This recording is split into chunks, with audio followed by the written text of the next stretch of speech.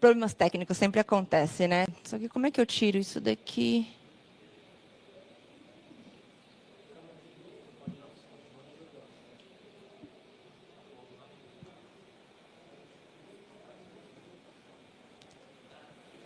Vai ter que ficar com isso, gente. Eu não sei como é que tira. Quem aqui é líder de pessoas? E vocês acham que liderança é só para quem é líder de pessoas?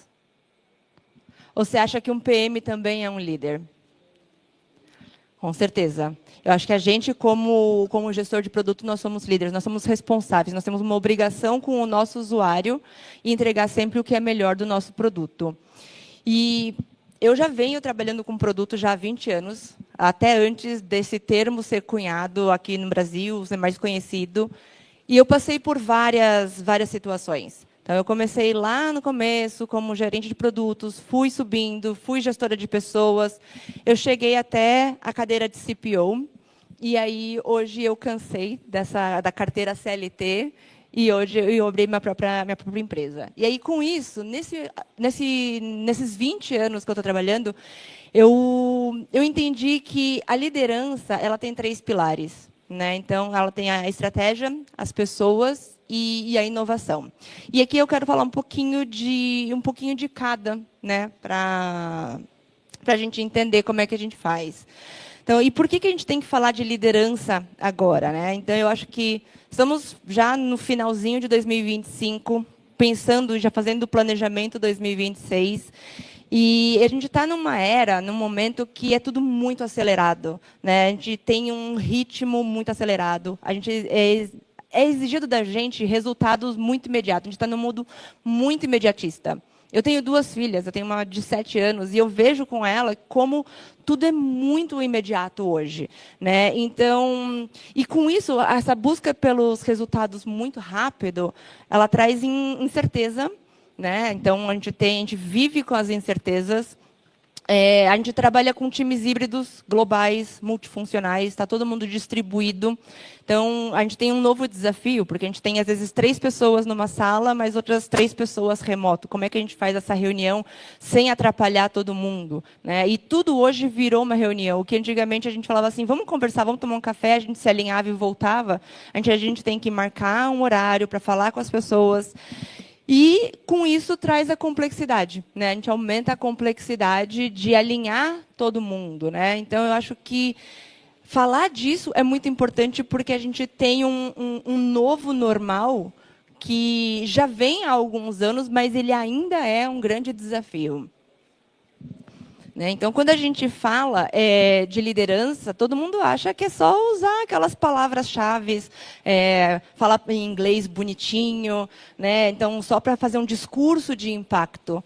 Né? Eu digo que, às vezes, a gente tem o líder que não é um líder, né? Que é um gestor, um chefe, que gosta de falar bonito, de fazer aquela cena, de estar ali no palco, mas ele não consegue trazer esse resultado. Né? Então, os jargões eles não movem o ponteiro do resultado. E quando chega lá em cima, se a gente não tem um resultado bom, né, não está certo. E a estratégia sem a execução, é como eu disse, é um palco, é um teatro, ela não funciona. Né? Então, a gente precisa trabalhar muito bem a nossa estratégia. E um bom líder não é só aquele que tem a estratégia perfeita no papel. Ele tem que saber também trazer as pessoas e fazer a execução dessa estratégia. Porque ela, no papel, de novo, não move o ponteiro. Né? E o que mais importa é a gente trazer esse resultado de uma forma clara, mensurável, né? E um resultado real. E pode ser que esse resultado seja totalmente contrário da nossa hipótese. Pode ser que a gente tenha um resultado que a gente descubra que a nossa hipótese estava errada, ou a gente errou na maneira de fazer o experimento, na maneira de entregar o nosso produto. O erro faz parte. E ele tem que ser mensurado também. Né? Não é porque a gente errou que a gente perdeu todo aquele tempo, que a gente descarta tudo aquilo que a gente fez e começa do zero. Ele traz aprendizados. E isso é um resultado. Então, quando a gente fala aqui, né, da base da liderança, na minha experiência, né, eu estava falando lá no começo, é a estratégia, as pessoas e a inovação. Então, quando a gente fala de estratégia, é a parte que a gente vai dar uma direção clara, né? Eu tenho um time, por mais que às vezes eu não seja o líder direto, né, o gestor dessa pessoa, essa pessoa ela é parte do meu time, e eu, como PM, eu tenho um papel de liderança, então eu tenho que dar uma direção muito clara, né? Então, trabalhar a comunicação é muito importante para nós como líderes, né? Ter o foco no problema certo e fazer esses ajustes contínuos. Problema a gente tem milhares, né? Então, se a gente traz para a nossa vida, já passamos também por situações que a gente está apertado, está desempregado, o dinheiro está curto e temos contas para pagar. A gente tem que fazer escolhas. Que conta que eu pago? Né? Então, eu acho que quando a gente fala de escolher o problema, é mais ou menos nesse sentido. Os produtos eles têm milhares de problemas, mas qual problema eu preciso resolver agora? Né? Qual é o mais importante? Qual é o que vai trazer mais impacto? Né? Tem um termo em inglês que é o low hanging fruit, né? Aquela fruta que está ali perto do pé que a gente consegue pegar. Qual é o problema que está ali perto de mim, que sem muito esforço eu consigo resolver e ele vai gerar valor para esse usuário? Né? Então, eu acho que a gente tem que pensar nesses termos em estratégia. Pessoas. Então, a gente tem que gerar confiança. A gente tem que ter um time que confia na gente. Né? Assim como a gente também confia nas pessoas. Primeira vez que eu fui gestora de pessoas, eu não confiava no meu time. Eu tinha uma pessoa. E eu trabalhava 20 horas porque eu fazia o meu trabalho e o dele. Eu tinha que conferir se o que ele fez era certo. E isso é loucura. Não dá. Né? Então, a gente tem que aprender a confiar do dia zero. Né? Isso é muito difícil, principalmente quando você não está preparado para ser um líder e te jogam lá. Então, é natural da gente falar assim, poxa, se o resultado dele depende o meu resultado depende do dele, eu vou sempre conferir. Né? Então, é um pouco disso. Então, a gente tem que dar o voto de confiança para também receber esse voto de confiança.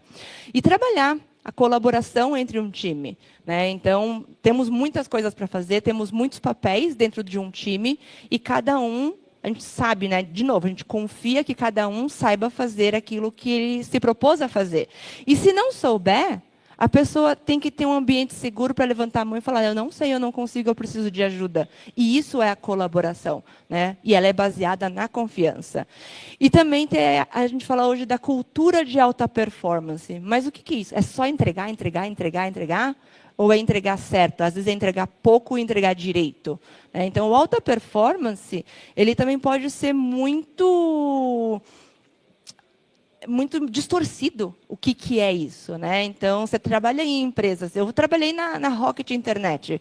Eu não sei se vocês conhecem, assim, lá em 2011, quando eles chegaram no Brasil, uma empresa alemã que se dizia de alta performance. Mas, na verdade, a gente trabalhava um go horse insano. Né? Então, e trabalhava. Então, isso não é alta performance. Só entregar não é alta performance. E o terceiro pilar, que é a inovação. Então, a gente tem que ter essa cultura de experimentação, ter uma disciplina de sempre testar o novo. Né? Porque fazer mais do mesmo, talvez a gente não tenha o nosso diferencial no mercado. Né? Então, o que gera o crescimento? Por que o meu produto vai se destacar no mercado? Por que eles vão comprar de mim e não do meu concorrente? Né? Então, a gente tem que sempre testar coisas novas para tentar estar um passo à frente nessa inovação. Então, vamos falar um pouquinho aqui de estratégia, que é o nosso primeiro pilar. Então, trazer clareza em meio ao caos. Falei lá no começo. Muitas vezes é caótico, pode até não parecer, mas a gente sente lá no fundo que está tudo uma bagunça, está tudo uma zona. E aí você vê o time, né? Todo mundo correndo para lá, correndo para cá, e você fala assim, nossa, como é que eu vou trazer isso? Como é que eu vou alinhar todo mundo? Como é que eu vou definir isso? Né? Então, eu acho que a comunicação ela é muito chave aqui. Né? Então, quando a gente sabe qual é o problema certo, a gente tem que definir como é que a gente vai fazer, o que a gente vai fazer e, principalmente, o que a gente não vai fazer. Eu acho que os nãos eles têm que estar muito mais claros do que os sim. né? Então, o que está fora do escopo do meu experimento ou dessa nova fase que a gente está entrando, da minha estratégia para onde a gente está indo, né? E aí, conforme a gente vai fazendo, o bom de trabalhar numa cultura ágil é que a gente faz um pouquinho, entrega, faz um pouquinho, entrega, e a gente consegue saber, antes de chegar lá no final, se isso está indo bem ou se isso está indo mal. Se a minha hipótese está sendo validada ou não. Porque se os números continuam ali, reto, sem subir, sem descer, ou se eles estão descendo, a minha hipótese está errada, eu tenho tempo de pivotar a minha estratégia, pivotar a minha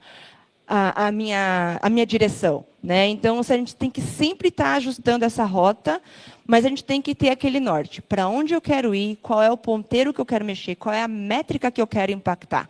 Não importa qual é o caminho que a gente vai fazer, mas a gente vai chegar naquela métrica, né? E a gente tem que trazer frameworks simples e objetivos. Não adianta a gente inventar que a gente vai usar XYZ, o Double Diamond, só porque ele é bonito ou só porque está todo mundo usando. Aí você vai misturar o Double Diamond com o Lean Startup, o que o Eric Rice fala lá no livro dele. Cara, fica uma mistura, fica uma meleca. Né? Eu acho que assim, existem muitos frameworks por aí. Né? Tem o Lean Canva, tem o de estratégia, tem vários. Tem livro até não poder mais para a gente pegar isso. Mas eu acho que a gente tem que pegar aquilo que importa para a gente. Né? Um exemplo muitíssimo básico, para vocês terem ideia do que eu estou falando. A gente tem Scrum, a gente tem Kanban. São duas metodologias ágeis de trabalho. E quem nunca fez um Scrumban? Não é? Porque assim, a gente pega o que tem melhor do Kanban, o que tem de melhor do Scrum, e aí no meio assim cai um waterfall ali, porque um depende do outro, né? Tá tudo amarrado. Então assim, não adianta a gente ser xiita e falar, não, eu só trabalho com Scrum. Não, não adianta isso. A gente tem que sempre pegar aquilo que tem de melhor e adaptar à nossa realidade. Então é muito importante a gente conhecer o nosso time, né? E aí, com isso, a gente tem a nossa visão. Onde é que eu quero chegar? A minha métrica está lá, a minha direção. E como é que eu trago isso para a execução? Né? Então, OKR é uma das ferramentas que a gente pode usar. Né? Então, a gente pode conectar o propósito com as métricas. Né? Se a gente tem um objetivo que ele é ambicioso, né? Que ele dá energia para as pessoas, que ele fala, nossa, quero fazer isso acontecer, mas a gente tem os key results, que são como a gente chega lá. Né? Então, é como assim, um degrau após o outro para a gente alcançar aquele objetivo. Então, é um framework que funciona.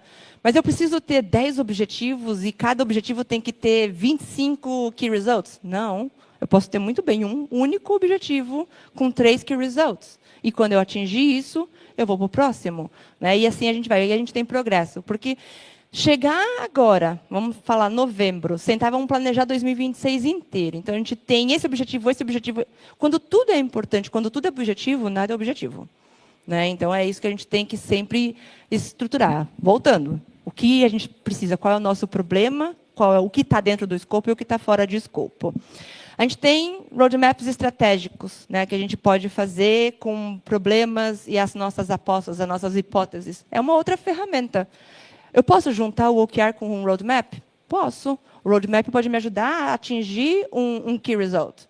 Então, pegar aquilo que tem de bom de cada um, que se adapta para a minha realidade, que se adapta para o meu negócio, e trazer isso. Né? Então, os rituais de alinhamento. A gente tem que fazer um daily stand-up de meia hora todo santo dia? Não. Se o time funciona, se a comunicação é assíncrona, talvez segunda, quarta e sexta, talvez terça e quinta, talvez 15 minutos. Né? Então, eu acho que eu preciso ter uma planning de 2 horas a cada 2 semanas? Não, e se eu fizer um pouquinho todos os dias, se eu fizer um refinamento, se eu colocar... Todo mundo, assim, a gente trabalha 8 horas, em teoria. Né? Só que chega uma hora que a gente não é mais produtivo. A gente precisa parar aquilo que a gente está fazendo. Então, a gente coloca uma meia horinha ali para a gente discutir uma das tarefas que está no backlog e a gente já faz o refinamento. Então, se a gente faz isso todo dia, no final de 2 semanas eu tenho um backlog refinado que fica muito mais fácil. Minha planning dura meia hora, porque eu já sei exatamente o que eu preciso fazer e o time todo está envolvido. Né? Então, são recursos que a gente vai adaptando.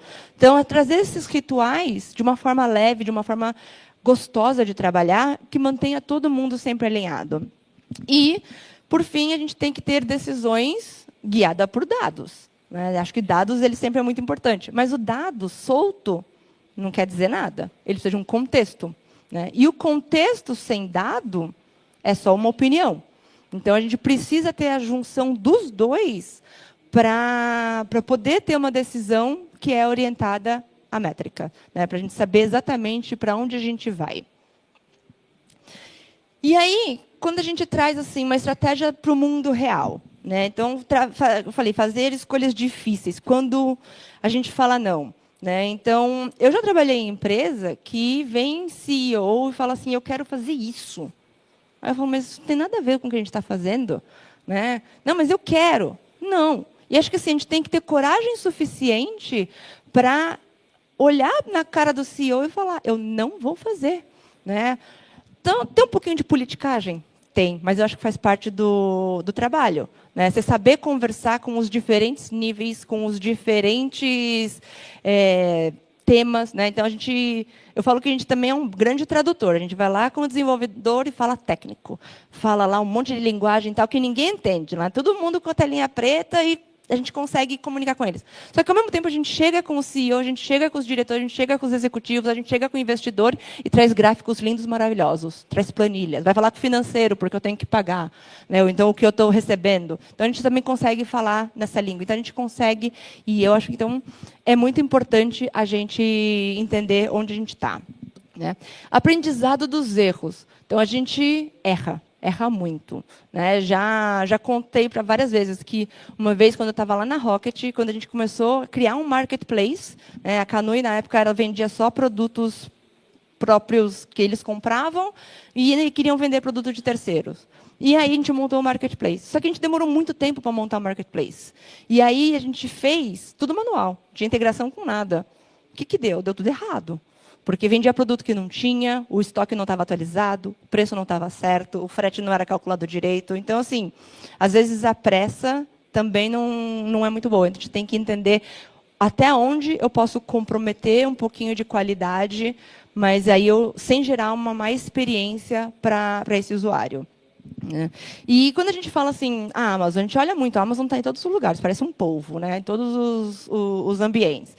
Eles trazem um problema, eles querem resolver um problema, e eles têm disciplina, eles têm foco.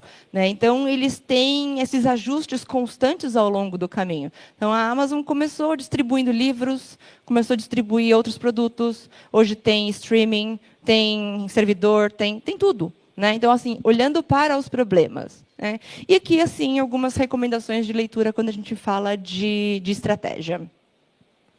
E aí, o nosso segundo pilar são pessoas. Então, de novo, vamos lá. Confiança e a colaboração. Então, a gente tem um engajamento... Para a gente ter um engajamento real com o nosso time, com os nossos líderes, com os nossos pares, a gente tem que ter confiança. E confiança é muito difícil. A gente sabe, nós somos humanos. Né? Então, é um trabalho constante que a gente faz com a gente mesmo, né? De confiar naquela pessoa. E, principalmente, assim, quando a gente lida com muitas pessoas que estão no começo de carreira. E aí, aquela pessoa júnior acha que compartilhar uma dúvida ou uma coisa que ela não sabe é mostrar fraqueza. E aí, o coleguinha do lado vai puxar o tapete porque ele sabe mais. E, na verdade, não é isso. Acho que a gente está aqui para crescer todo mundo junto. Né? Então, a gente tem que ter esse engajamento. A gente precisa dessa colaboração, a gente precisa dessa cultura de compartilhar os nossos problemas para poder criar essa união entre os times. Né?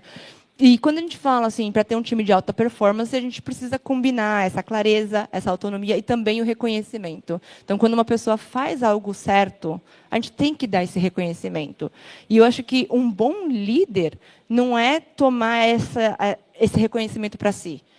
Então, eu já vi muito gerente por aí que fala assim, se o time erra, a culpa é dele. Se o time acerta, o mérito é meu. Está errado. Ou a gente ganha junto, ou a gente perde junto. Então, acho que faz parte da cultura. E a liderança é criar esse ambiente para esse talento florescer. Então, criar esse ambiente seguro. A gente fala, o que é um ambiente seguro? é a gente conseguir ser vulnerável. E isso parte do líder. Então, quando a gente compartilha uma vulnerabilidade nossa com o nosso time, a gente já desmistifica tudo, que o time olha para a gente e fala assim, nossa, ele sabe muito, ele sabe mais do que eu. Mas quando a gente compartilha essa vulnerabilidade, a gente abre o caminho para eles compartilharem com a gente. Então, perder esse medo. Né? É igual uma criança, às vezes quebrou um copo e a criança esconde por medo. Não, a gente tem que fomentar esse ambiente seguro para a criança vir falar com a gente. Então, o time é a mesma coisa. Então, e como é que a gente faz para liderar no caos? Então, um bom onboarding. A gente está sempre com pessoas entrando e pessoas saindo. Os times se juntam e eles se separam. Né? Então, a gente tem que ter um onboarding bem estruturado, né? Passar a nossa cultura de colaboração, a nossa confiança. Desde o primeiro dia, a pessoa tem que se sentir bem. Né? Passar esse ambiente seguro para aquela pessoa que está chegando. Pode ser uma pessoa que tem 5 anos de casa, mas é a primeira vez no seu time. Então, ela precisa de um onboarding. Ela pode conhecer o negócio, mas ela não conhece como o seu time trabalha. Então, é necessário fazer um onboarding. Né? Colaboração entre as áreas. A gente não sabe tudo. Né? Então, muitas vezes a gente cuida de um pedacinho de um produto. E a gente tem que falar com o coleguinha do lado que tem um outro produto. Né? Então, eu trabalhei muitos anos na Vetex. Quando a gente olha ali a plataforma de e-commerce, ela tem muitos módulos ali dentro. Então, tem o time que cuida só do checkout, tem o time que cuida só de pagamento. Ué, mas pagamento não está dentro do checkout? Tá. Mas o negócio é tão grande que precisa de 2 times. Então, esses times eles têm que estar alinhados. Então, essa colaboração entre as áreas ela é muito importante. Né? E a gente precisa ter a cultura do feedback. Ele tem que ser frequente, ele tem que ser honesto, ele tem que estabelecer confiança. Né? E um segredo assim, do feedback não é apontar dedos, você errou. É como eu me senti com a sua ação. Né? Então, a gente põe a nossa sensação, a nossa percepção em primeiro plano. Eu me senti humilhado, eu me senti triste, eu não gostei que você me excluiu da conversa. Né? Então, eu acho que a gente traz isso, em vez de falar, putz, você errou, você fez tudo errado. Não, poxa, eu fiquei triste que você não me incluiu. Está errado? Está marcando 13. Tá. Ui. Eu estou tranquila aqui.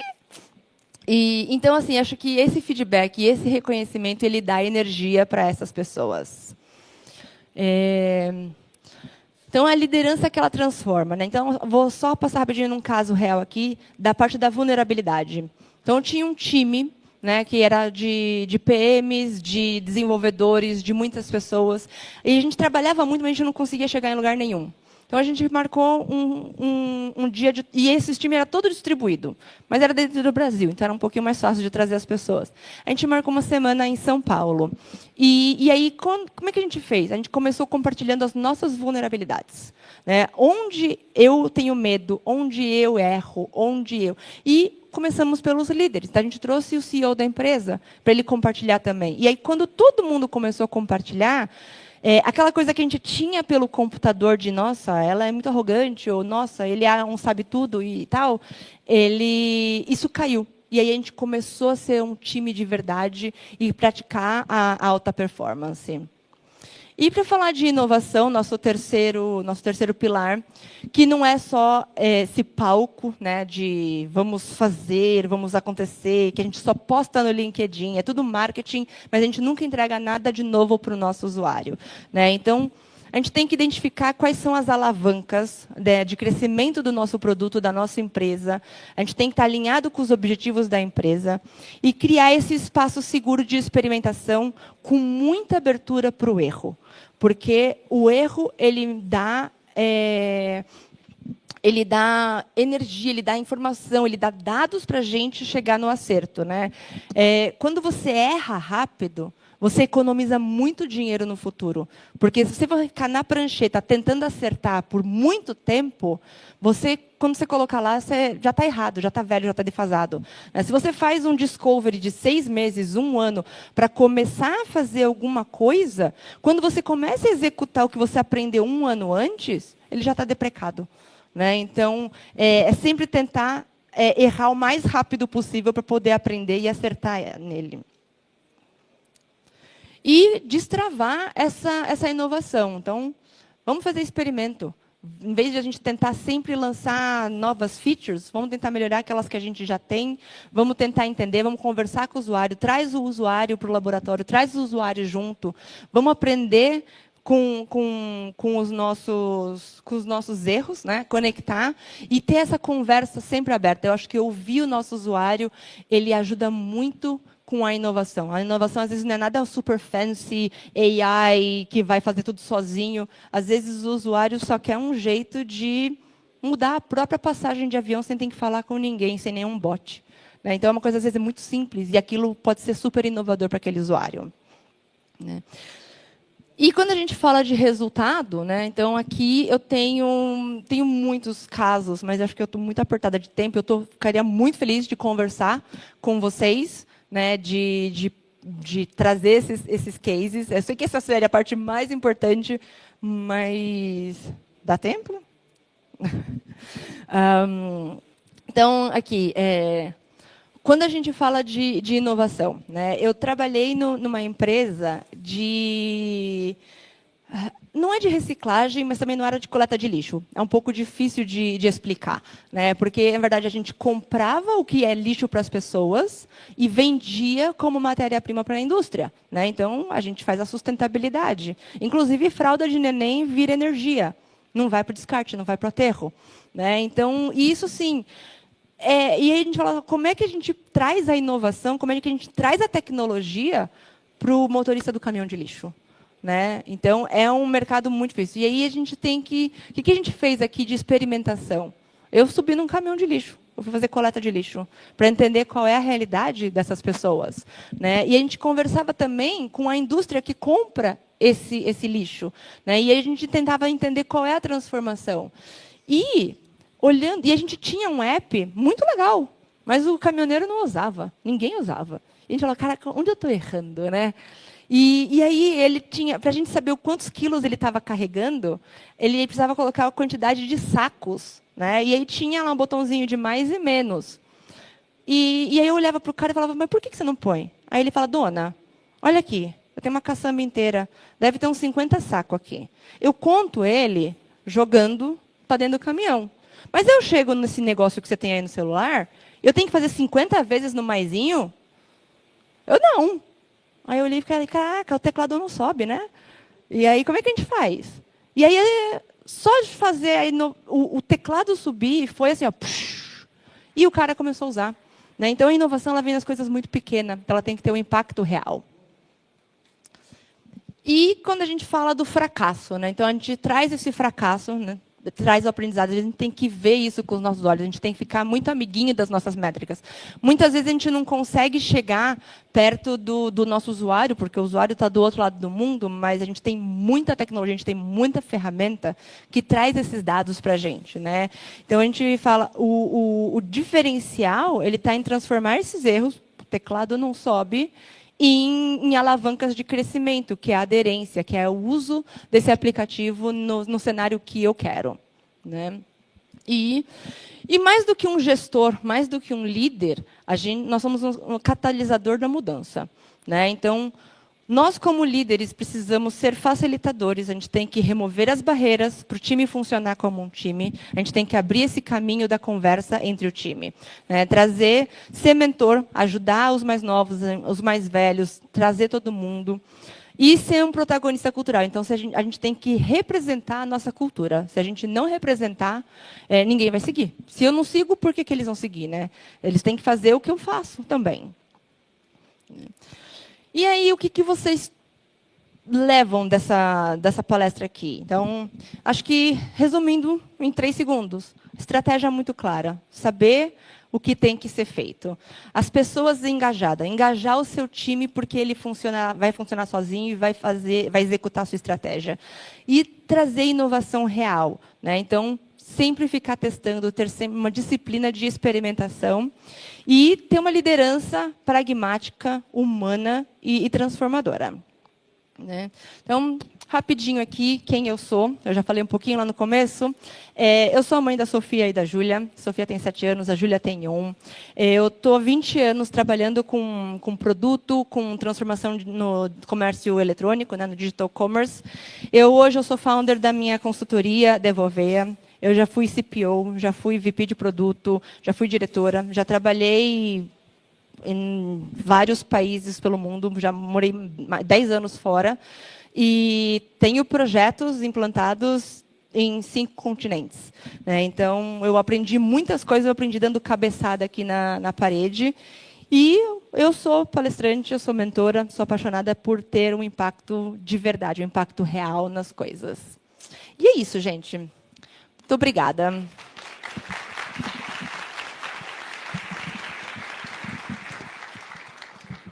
Perguntas para a Camila, pessoal? Temos tempinhos para perguntas. Alguém?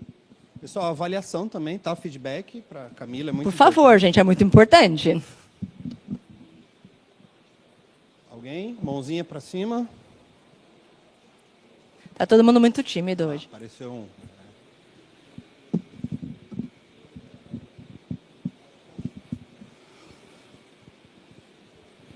Bom dia. Bom dia. Funcionando? Tá. Bom dia. Bom dia. Meu nome é André Dias, sou gestor de produtos também, numa empresa de games. Você comentou de falar não, né, para um CEO, e aí você falou de uma experiência que você teve. Teve algum caso real em que esse não, depois ele virou contra você? Porque eu vejo que assim, a gente tem esse desafio, porém, muitas vezes, quem está em volta não acompanha esse não. E aí acaba que a força maior dele se volta contra. Então, tem algum caso real em que você teve que lidar e qual foi o resultado? Tem algumas situações. Então, tem uma que eu tive que falar não, né? E eu falei não, e eu fiquei firme com o meu não. Deu tudo certo, a gente mostrou um resultado, então não tive retaliações nem nada, mas foi muito difícil. Né? Teve vezes que o meu não teve que virar sim, porque já deu a cartada, sou o CEO, eu mando aqui, você faz o que eu estou falando. Só que eu também tenho aquela pontinha de orgulho, que quando dá errado, eu falei, eu avisei. Né? Então, tem essa. Mas tem vezes também que esse não que virou sim se provou certo. E a gente fala assim, realmente, você estava certo. Né? Mas aí eu acho que é onde a gente tem que tirar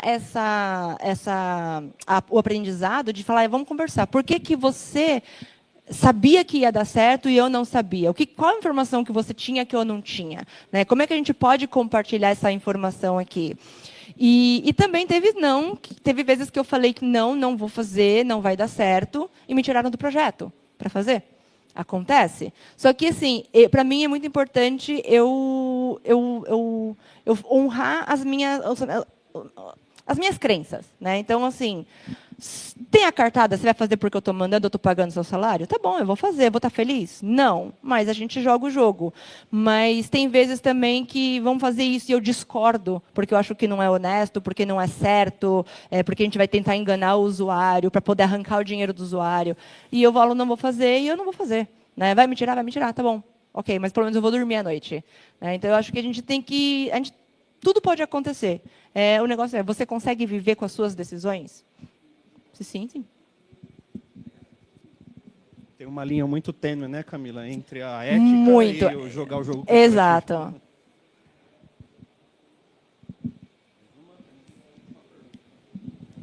Bom dia. Bom dia. Parabéns pela palestra. Obrigada. Meu nome é Alberto. Eu tenho muitas perguntas, mas eu vou fazer uma, que é relacionada com inovação. Nossa empresa lá é muito grande.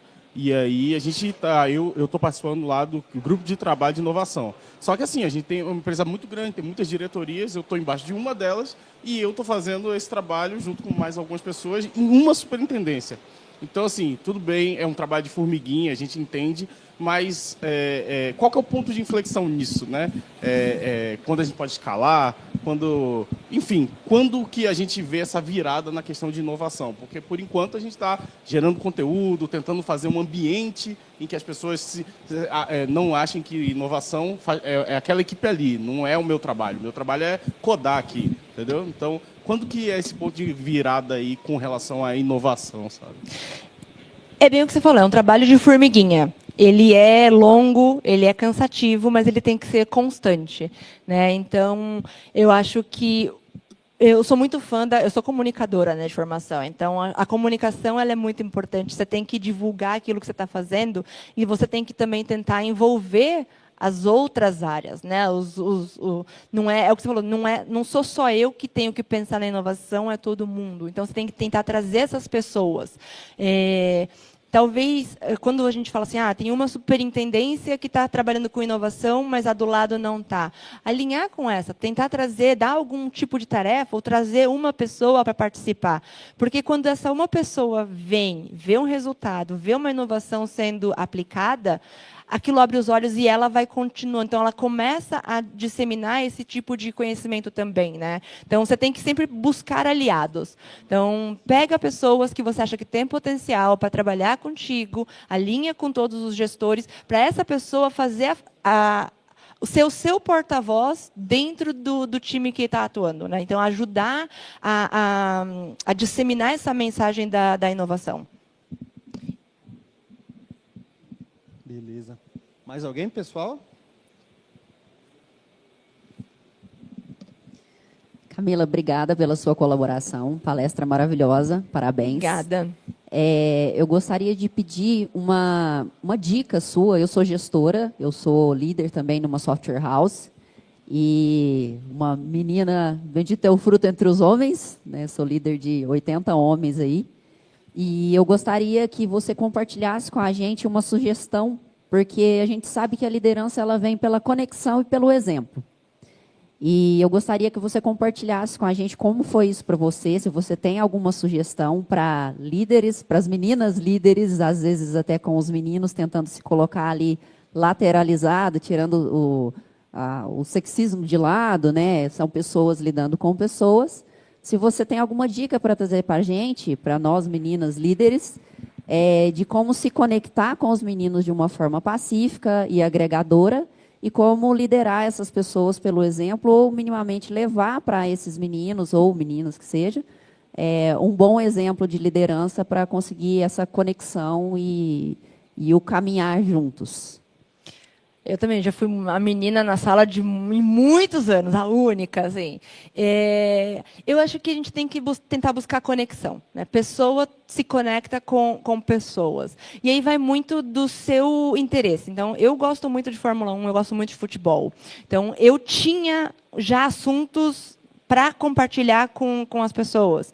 E tinha gente lá, por exemplo, eu trabalhei com um menino, ele era super novinho, e ele, sei lá, metade da minha idade, e ele nunca tinha assistido De Volta para o Futuro. Sabe? Então, a gente começa assim, como não? Você nunca assistiu De Volta ao Futuro? Está aqui, você vai assistir. E a gente começa a educar. E aí, com isso, a gente cria vínculos que é meio que a parte, né? Porque você tem o trabalho e tem a vida pessoal, mas elas se entrelaçam, né? Então, tentar criar esses vínculos e a pessoa, ela não pode, acho que sim, ela tem que ver você como alguém que está ali para agregar e não que só está ali para mandar, né? Não é uma disputa de poder, mas é uma coisa de colaboração. Então, eu acho que sempre tentando trazer, falar assim, vamos sentar aqui, vamos codar junto, ou vamos discutir, ou olha, tem essa decisão, tem essa estratégia, esse é o roadmap, vem aqui, me dá a opinião de vocês. Eu acho que sempre tentar trazer junto para construir essa união, essa parte de time, né? Então, e aí temos vários recursos, seja mais indo para o lado pessoal, para o lado profissional, mas é realmente tentar a conexão.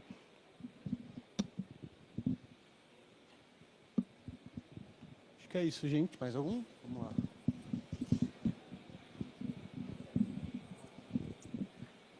Bom dia, Camila. Bom dia. A palestra está incrível, realmente. Eu não... Só um pouquinho mais alto. Ui, bom dia. Estava um pouco distante. Parabéns, né, antes de tudo. A palestra realmente está incrível. Eu queria pedir, né, uma sugestão sua sobre a gente analisar um cenário aí de médio a longo prazo, o que você prevê, né, em relação a esses pilares de liderança? Em 2025 estão desse jeito. Como é que eles devem estar aí num médio a longo prazo? Se a gente analisa esse choque de gerações que a gente tem hoje aí no mercado, se a gente entende que tem muita inovação acontecendo, e como deve estar esse cenário todo, né, unindo todas essas coisas nesse prazo, né, médio e longo, quando a gente pensa em o líder, ele sempre vai ser um pilar necessário, né, nas equipes, mas como é que a gente vai estar daqui a algum tempo? Eu acredito que os pilares eles continuam o mesmo, porém os artefatos dentro de cada um eles vão mudando, né? Então a gente sempre precisa de inovação para seguir adiante, para mudar, para melhorar, enfim, para mudar o mundo. A gente precisa de pessoas, mas quando a gente fala assim, a inteligência artificial está aí, o papel do PM vai ser substituído pela IA, porque afinal é só escrever uma história ali no Gira, né? Então eu acho que assim os papéis eles vão mudando. As pessoas elas não vão deixar de existir. O mundo não vai ser habitado por robôs e vão tomar tudo. Eu acho que as pessoas, as profissões vão mudando, né? Então a pessoa, a maneira de liderar, as gerações que vêm por aí, vai tirar a gente da nossa zona de conforto de liderança, assim como tirou os gestores do passado da posição da zona de conforto deles. Antes era ser chefe, era mandar, apresentar o resultado, quem tivesse juízo obedecia e seguia, né? Hoje a gente está numa era mais colaborativa. Quando a gente olha para a próxima geração, é diferente. Então, assim, tem sempre uma adaptabilidade da maneira que a gente faz as coisas. Mas eu realmente assim, acredito que estratégia vai continuar com estratégia, pessoas vão continuar com pessoas e inovação vai continuar com inovação. Agora, dentro de cada um, como a gente vai fazer cada coisa, isso vai mudar. E não vai mudar daqui um ano e meio, vai mudar amanhã, vai mudar daqui 6 meses. Está sempre coisas novas aparecendo, né? ChatGPT apareceu pouco tempo atrás e hoje é parte da nossa vida, a gente não vive sem. Não sei o que vai aparecer amanhã, né? E isso vai acabar entrando dentro do nosso dia a dia e a gente tem que abraçar essa mudança. A gente tem que ser flexível o suficiente para conseguir encaixar isso do nosso dia a dia. E aí a gente vai evoluindo junto. Bom, pessoal, palestra maravilhosa, né? Tudo muito bom. A gente poderia ficar fazendo pergunta para o resto do dia, mas a gente vai dar sequência na programação. Muito obrigado novamente. Eu que agradeço, gente. Obrigada.